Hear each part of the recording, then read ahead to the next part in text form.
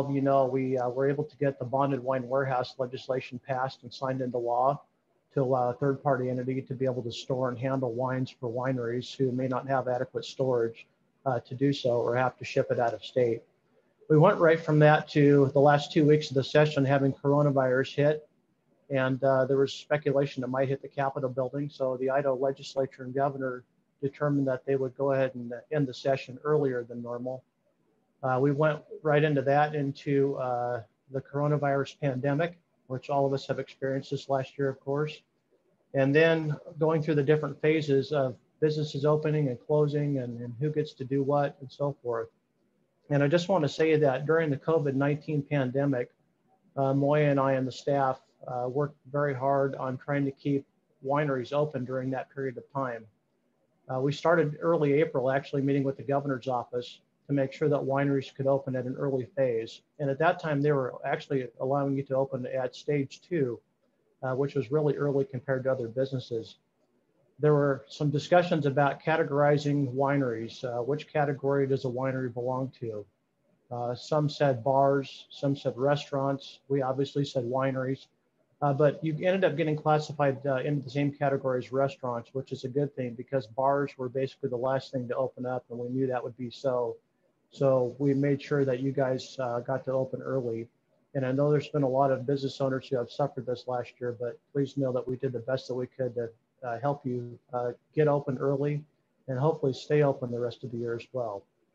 I also want to thank Moya and the governor's office for working with us on this because it was a collaborative approach. And Moya and Brenna and I would actually meet weekly with Louis Hogert from the governor's office to talk about the pandemic, talk about the status of the industry, and the importance of keeping all of you open as business owners. As we approached the end of the year with the pandemic around December, the Central District Health folks wanted to also make sure that they were potentially going to be shutting down wineries and other businesses during that time of December because of the pandemic. And I was able to lobby the Central District Health Board to make sure that that did not happen. And it didn't happen because they were able to come up with some other efforts to keep everybody open as a result.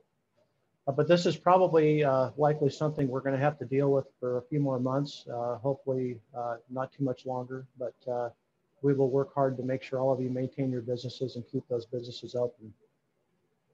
As all of you know, back in August, we had a special session of the Idaho legislature. It was called by the governor, and it was basically a week-long session to discuss liability when it comes to coronavirus.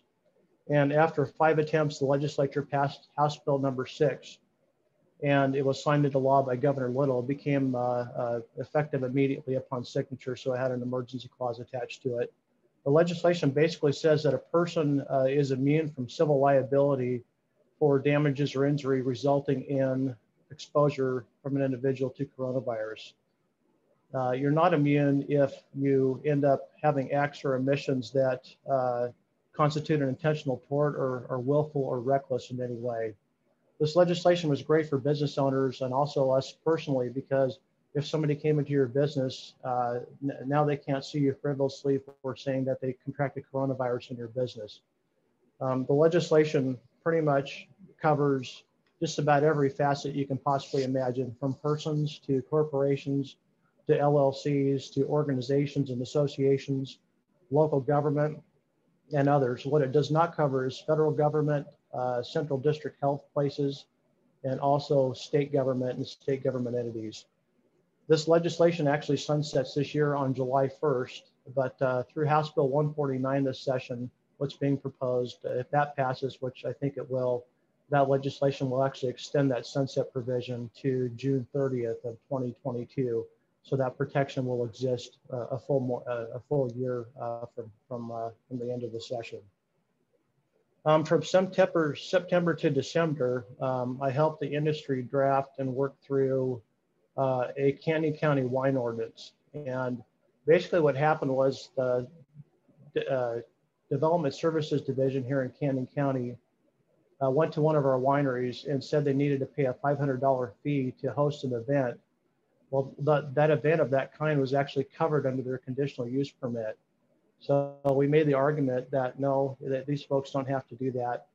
Well, as a result, the county commissioners got involved and that got waived. But then shortly after, Development Services Division came to us with a draft ordinance that they wanted to regulate the Canyon County wineries on. And we had a meeting. We didn't like the original draft. It split actually wineries into two different categories. One was 1 acre. The other was up to 5 acres, and there were different restrictions that would apply across the board to both sets of wineries. What we did is, as an organization, as a group, we had the Sunny Slope Winery, we had the Caldwell folks, economic development folks on board, and we basically threw out the original draft and decided to make our own working draft. And so that's what we did as an industry over 4 meetings. And I'm proud to say that we actually have a draft of an ordinance right now that's pretty darn good, and it's what we want as an industry. There's still a few little tweaks that we have to do to it, but it's almost ready to go to the county for consideration. So I want to thank all of you who are involved in that. I know a lot of you are on this today, and I just want to thank you for your time and your effort that you spent on that, above and beyond what you already do. The 2021 legislative session started out with the State of the State address by Governor Little. And for the first time in Idaho history, we have a major surplus, a budget surplus of $600 million. He's proposing a one-time relief package of $450 million, and then $150 million over the long term and other relief packages as well. Those are still being debated right now in the legislature, so I'll keep you up to speed on what takes place with all of that. Another proposal, a part of Governor Little's package, is $60 million to go to water infrastructure projects for agriculture, things like Anderson Ranch Dam, for instance, with the 6-foot raise. Another $250 million he wants to go to education, $160 million for road and bridge infrastructure, and also to increase the rural broadband capabilities that we have in Idaho. That's really important as we expand into these rural areas and have capability for education and other types of things. I want to talk a little bit about Anderson Ranch Dam. As all of you know, I represent the Treasure Valley Water Users Association as one of my clients. They represent irrigation districts and canal and ditch companies who deliver water to everybody. And the system that we have here in the Boise River Basin 63 holds 1 million acre-feet of storage. And for years, we've tried to find additional storage to be able to augment what we currently have to be able to deliver to our patrons and keep the crops growing during the hot summer months.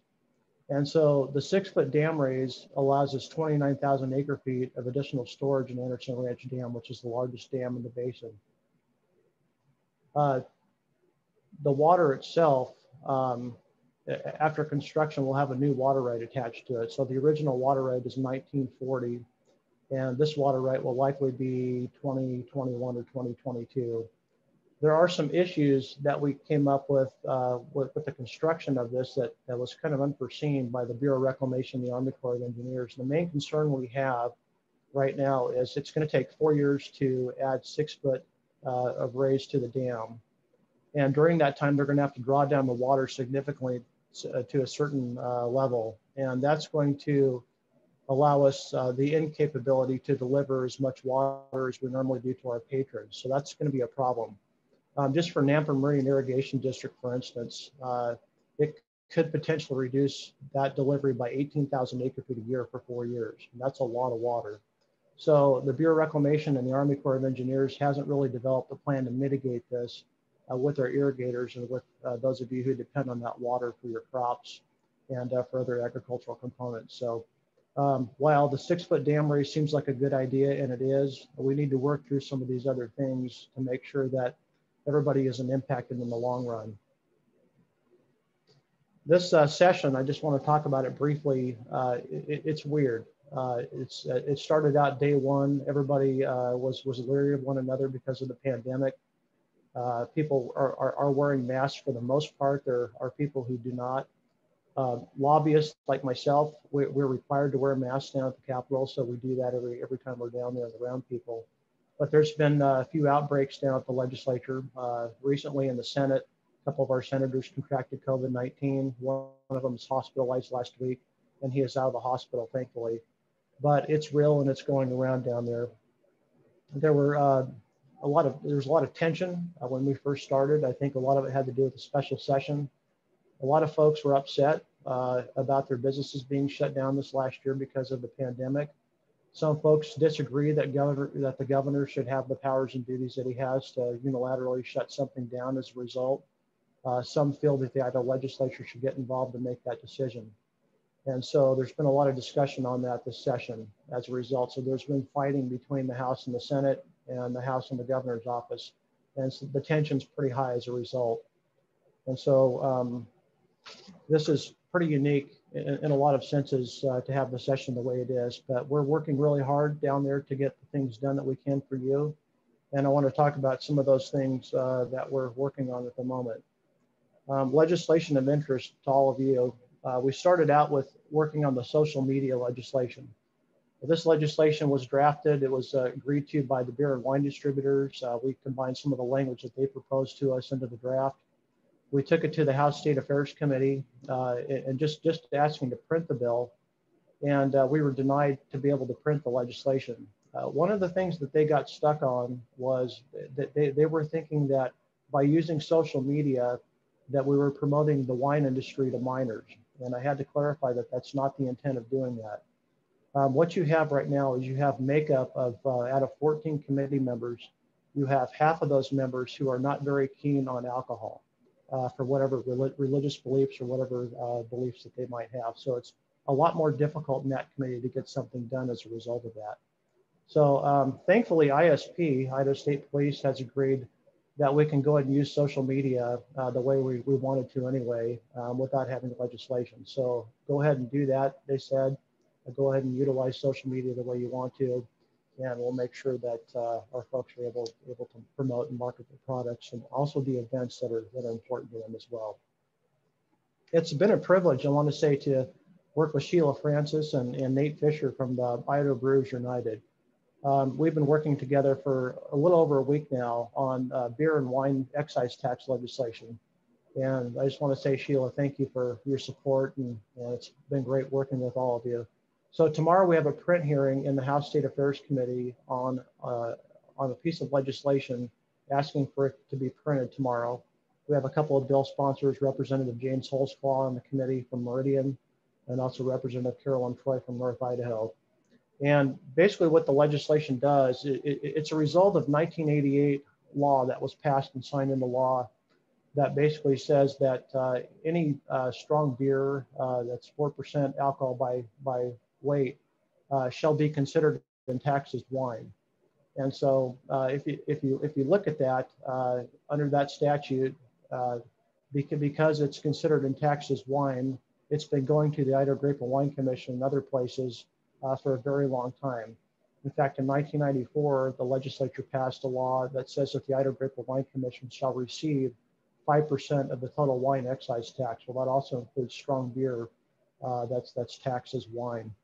And so the beer folks have a very good legitimate reason to capture that 5%, which is about $146,000 or somewhere around there, to make that go to their industry to promote beer.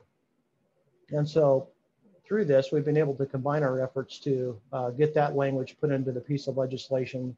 And that basically what that would do is it would authorize the Hop Commission to receive the $146,000 over a 3-year period. So we would stair step it over 3 years. To recapture the lost funds to the Idaho Grape and Wine Commission, we are asking for a stair step approach as well to make sure we can capture that funding from the general fund. We're making the argument that, yes, we still want 5% of the out-of-state tax to come in, just like it always has since 1994. But for Idaho wine, wine that's produced and bottled and manufactured here and sold here in the state, we want to make sure that we can capture 88% of that tax to go straight to the Grape and Wine Commission. And that would give us about $143,000 and some change stair-stepped over a 3-year period. So that would actually offset the loss that we would take. So it really creates a win-win situation for everybody. So we're really having a lot of great response to that on the committee. I'm really excited for tomorrow's print hearing for our folks to present that and also answer questions. For those of you on the board, if you'd like to attend, you're welcome to attend that tomorrow. Or if you want to watch from a remote site, it starts at 9 a.m. So really looking forward to all of that. Another bill of interest that you might think might be something you potentially could use on the farm especially is House Bill 99, and it deals with water quality trading. So since the 1990s, we have had to meet water quality standards and set what's called total maximum daily loads in impaired water bodies throughout the state of Idaho. This is to reduce pollutants such as phosphorus and sediment and temperature and all these other kinds of things that might impair the water body or any living organisms in the water body. And about the last 5 years, we've gone to the legislature and we've been able to get funding for what's called the Ag BMP program. And the Ag BMP program stands for Best Management Practices, allows for a grant program to be established to where farmers and others on the farm can apply for these grants. And you can put in certain irrigation projects or certain projects that reduce sediment and phosphorus in the water body. So for somebody who buys a piece of ground, say you're a grape grower, you buy a piece of ground, let's say it's 10 acres or whatever it is, and say it's in furrow irrigation, and you want to convert that to drip irrigation to put wine grapes in. Well, now you have an opportunity through a grant program to cover 40% of your costs that you would have normally paid through this grant program. And so it's a really good thing. So what water quality trading does is, because of the TMDL standards that are set for water quality standards across the state, if you go above and beyond the threshold of whatever percentage you set on the farm to reduce that phosphorus or sediment by, whatever's above that, you can sell it as a credit to a municipality or somebody in the industrial sector, whoever has a permit to discharge. You can sell that credit, use that money to pay for that 40% on-farm project for drip irrigation or whatever other else you might do on the farm. So it's a really good piece of legislation, and it just passed the House Environment, Energy, and Technology last week, and it's on the House floor for debate tomorrow.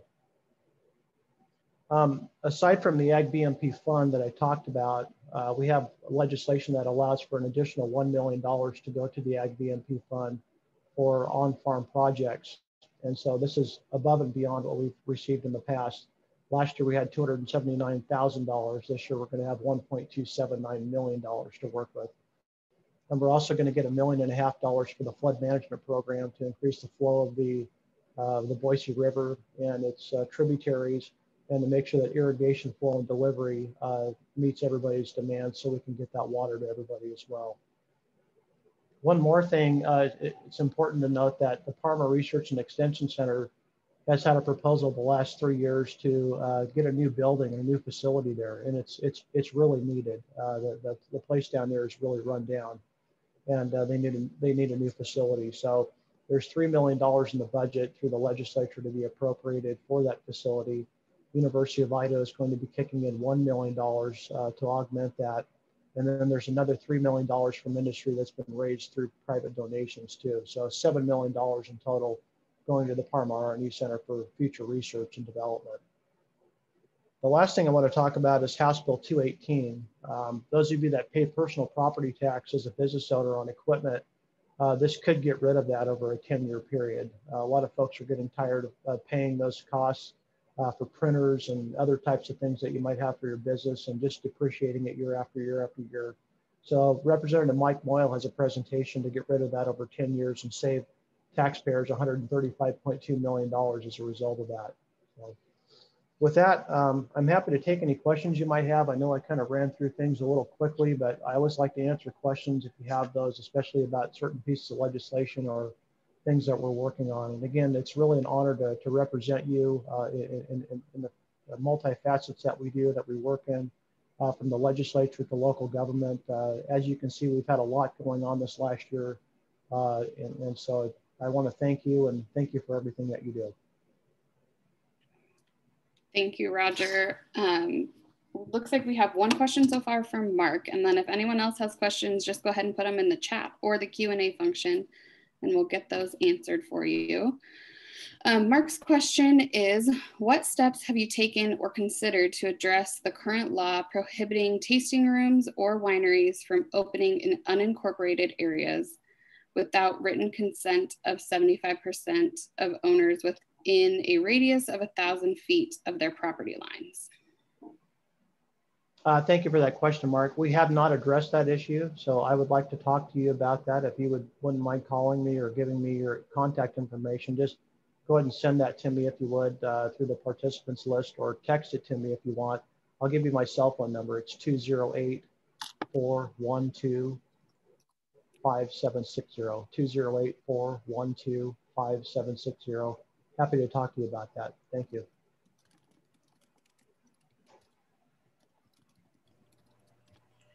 I just went ahead and put that in the chat too for you, Roger. Okay, thank you, Brenda. Moya, I was talking to some of the other commissions the other day, and they were asking me about why our assessments are not mandatory, so why they're optional. Can you give us a little history on that? You bet. So there are a lot of commodity commissions that have been set up over the years, over the decades, really. Some of those have mandatory requirements for assessments to be paid by the producers that they represent, and some are voluntary, like the Grape and Wine Commission. I believe, Moya, you guys at one time were set up to be mandatory in statute, but there was a lawsuit or something like that that triggered you guys having to change legislation to make it voluntary, if I'm not mistaken. And I think this happened long before I was even hired to represent you, which was quite a while ago. So I think that's the reason why you have voluntary assessments instead of mandatory. Whenever we present in front of the legislature as commodity commissions, whether it's mint or oilseed or wheat, barley, whatever it might be, we're always asked, you know, how are your folks assessed? And it's always good to say voluntary, because legislators, they don't like the mandatory word on it, even though it's been passed in the statute for a lot of groups.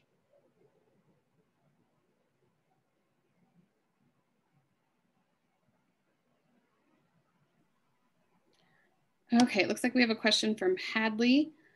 Okay. Regarding irrigation ag land in Canyon County versus subdivisions, can you speak to how farmers can deal with our decrease in water going forward? I'm assuming is what you she meant. Brenna and Hadley, thank you for your question. So we really don't currently have a decrease in the amount of irrigation water that we have available for folks like yourself. We are fully appropriated in this valley, and we have been for about 80 years now. What that means is every drop of water that comes from the river is basically spoken for. So we need those 3 dams that we have that store 1 million acre feet to get everybody through the hot, dry summer as a result. Obviously, with the growth that we have in this valley, it's creating a lot of challenges. We're seeing a lot of irrigation districts having to pull out certain pipes and drains and things like that and move those to different areas. It's costing us tens of thousands of dollars as a result of that, which are basically public funds, because all of you who get irrigation water pay into the system. And so we're trying to work through those things. We actually have legislation right now. There were a couple court cases last year that involved canals and ditches. And basically, the two judges that decided those cases in the courts are from local government areas with not a real ton of irrigation to them. What they decided was that the canal company could not leave the spoils on the ditch bank and try to use those spoils to repair and maintain those structures. And under Idaho law, for decades, we've been authorized to do that. So the reason why I bring that up is we're seeing a lot more increase in the amount of lawsuits as people move out into rural areas, not understanding irrigation delivery and how important it is. And so I think we're going to see more of that as we move forward. So I don't think we're going to see the amount of irrigation water decrease. I really don't. We have a really solid aquifer in the Treasure Valley. Just the system we have alone, through the 1,500 miles of canals and laterals we have, it actually recharges the aquifer in the Treasure Valley about 1 million acre feet a year. And so that's a lot of water going back into the ground to supply our groundwater supply. But we might be having a decrease in the aquifer as the growth continues. We just don't know what it's going to look like until we actually see it. Looks like we had a very similar question from Haley with 3,100 sellers as Mark's question. So we will follow up on that with you, Haley. And then Another question from Patrick Williamson. What is, if any, impact will breaching the dams Representative Fulcher is proposing have on us? Brenna, yeah, Patrick, thank you for bringing that up. That's a big issue, obviously, to all of us. And so Congressman Mike Simpson, in case all of you don't know, has proposed a salmon recovery plan. He claims the last 40 years of salmon recovery have not been what they should be. And so he's proposing a plan to remove the 4 lower Snake River dams in the Columbia area and just to take those out permanently and to see if that might recover the salmon. In that plan, it's pretty complicated. I've been with the chief of staff for Congressman Simpson to review the plan in detail. $33.5 billion is being thrown at this for agriculture, for power, for transportation, and for other things to try to offset the potential loss of the 4 dams if they're removed. The problem we have with this as water users and as agriculture, quite frankly, is the precedent that this sets. It not only sets a policy precedent for Congress to remove dams, which they can technically do that anyway, but nobody's pushing the issue like we are now. And it also sets a legal precedent too. So in Mike Simpson's plan, there's a 35-year moratorium on litigation for through the Endangered Species Act, through NEPA, and other federal compliance issues that we have to go through with respect to steelhead and salmon. And they're trying to pitch that as, hey, you know, you're not going to get sued for 35 years. If you guys take the dams out, you don't have to worry about any lawsuits for a while. But as all of us know, 35 years is a very short period of time. So there's no guarantee that after the 35 years is up that they can't sue and take out every single dam in the Pacific Northwest. And it also doesn't apply to bull trout and other types of listed species as well. So even with the 35-year moratorium in place, they could still sue to take Anderson Ranch, Lucky Peak, and Arrow Rock Dam out of the Boise River Basin because they're threatened species with bull trout habitat, or they could require us to put in fish ladders or salmon for those 3 structures. So there's a lot of things that can really go wrong with this plan. We're really concerned about it. And there's no guarantee that taking the 4 lower Snake River dams is going to bring the salmon back either. So that's another argument that we're making. And Mike Simpson, he actually verifies that and says that himself. And so a lot of our ag organizations have come out against this plan. And we'll continue to be vocal and continue to work on our PR efforts. And it's something I know I need to address with the Idaho Wine Commission to see if you have a formal position on as well. Awesome. Do we have any more questions, attendees?